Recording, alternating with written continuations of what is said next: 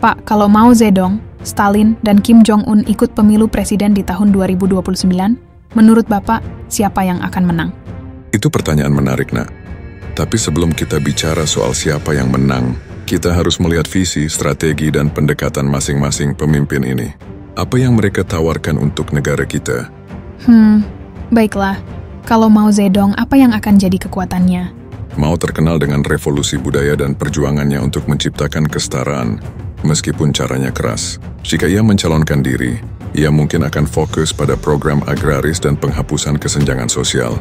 Namun, pendekatannya mungkin tidak cocok dengan masyarakat modern yang lebih mengutamakan kebebasan individu.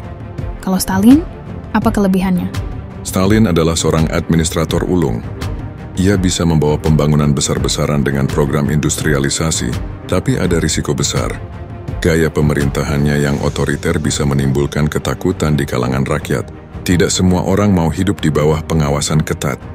Bagaimana dengan Kim Jong-un? Apa daya tariknya? Kim mungkin menarik bagi mereka yang menginginkan kestabilan ekstrim, tapi gaya kepemimpinannya cenderung tertutup dan berbasis propaganda. Dalam dunia global yang saling terhubung, itu bisa menjadi kelemahan besar. Jadi siapa yang paling cocok untuk Indonesia? Indonesia itu negara dengan beragam budaya dan demokrasi yang tumbuh pesat.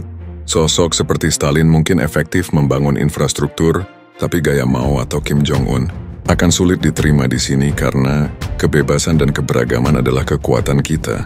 Tapi siapa yang punya peluang menang di pemilu? Di era modern, rakyat akan memilih berdasarkan isu-isu yang dekat dengan mereka. Ekonomi, kesejahteraan, dan kebebasan. Jadi meskipun Stalin atau Mao mungkin memiliki rencana besar, mereka harus bisa beradaptasi dengan demokrasi. Kalau tidak, sulit untuk menang. Sebelum lanjut nonton videonya, silahkan terlebih dahulu menekan tombol subscribe dan aktifkan lonceng notifikasinya agar Anda tidak ketinggalan video-video terbaru dari channel ini. Apakah pemimpin seperti mereka bisa bertahan di era modern dengan semua tantangan global?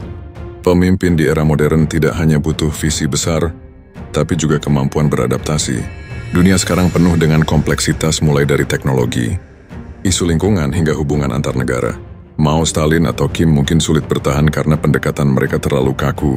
Apakah gaya kepemimpinan otoriter seperti mereka masih relevan di zaman sekarang? Di beberapa tempat, gaya seperti itu mungkin masih efektif, tapi cenderung memunculkan resistensi dari rakyat. Dunia modern lebih menghargai transparansi dan partisipasi publik, jadi pemimpin otoriter harus berubah atau dilupakan. Kalau mereka mau menang di pemilu demokrasi, apa yang harus mereka ubah? Mereka harus belajar mendengarkan, berkompromi, dan memahami kebutuhan rakyat. Demokrasi adalah tentang kerjasama, bukan hanya perintah dari atas. Pemimpin yang sukses adalah mereka yang tahu kapan harus memimpin dan kapan harus melayani. Tapi mereka kan berasal dari negara dengan ideologi yang berbeda. Bagaimana mereka menyatukan diri dengan Indonesia yang punya beragam ideologi? Itulah tantangannya. Nah, Indonesia itu unik, kita punya Pancasila yang merangkul semua perbedaan. Kalau mereka tidak bisa menyesuaikan diri dengan semangat Pancasila, mereka akan sulit diterima. Bagaimana dengan program ekonomi mereka? Apakah ada yang bisa diterapkan di Indonesia? Mao mungkin membawa semangat ekonomi agraris, Stalin menawarkan industrialisasi besar-besaran, dan Kim mungkin fokus pada kemandirian ekonomi. Tapi semuanya perlu disesuaikan dengan kebutuhan Indonesia. Kita tidak bisa hanya meniru mentah-mentah.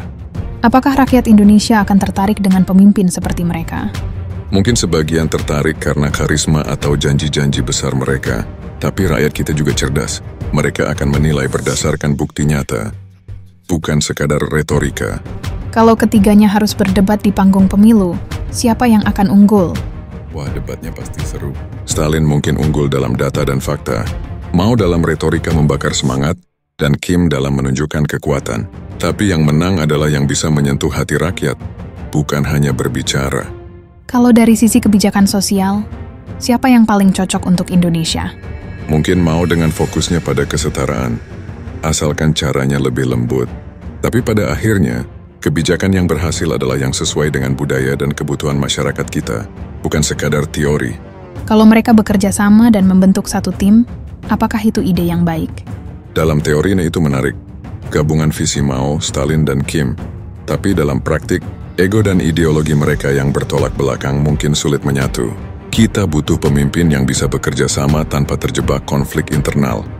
Kalau Anda yang memilih, siapa yang Anda pilih? Wah, kalau saya akan memilih pemimpin yang bisa membawa perubahan positif tanpa mengorbankan kebebasan rakyat. Kalau dari ketiga itu mungkin tidak ada yang benar-benar cocok, tapi mereka bisa jadi inspirasi untuk pemimpin yang lebih baik. Kenapa Bapak bilang begitu? Karena di era sekarang, kita butuh pemimpin yang tidak hanya fokus pada ideologi, tapi juga pada fleksibilitas untuk menghadapi tantangan global. Pemimpin ideal itu belajar dari sejarah, tapi tidak terjebak di dalamnya. Jadi bagaimana kita sebagai rakyat memilih pemimpin di masa depan? Pilihlah pemimpin yang memiliki hati untuk rakyat, visi yang jelas dan komitmen untuk mendengarkan. Dan jangan lupa, kita juga harus jadi rakyat yang cerdas dan aktif berkontribusi, bukan hanya menuntut. Pak, saya jadi lebih bingung atau lebih paham ya sekarang. Bingung dulu nak, karena kebingungan itu tanda bahwa kamu sedang berpikir. Nanti, pemahaman akan datang dengan sendirinya.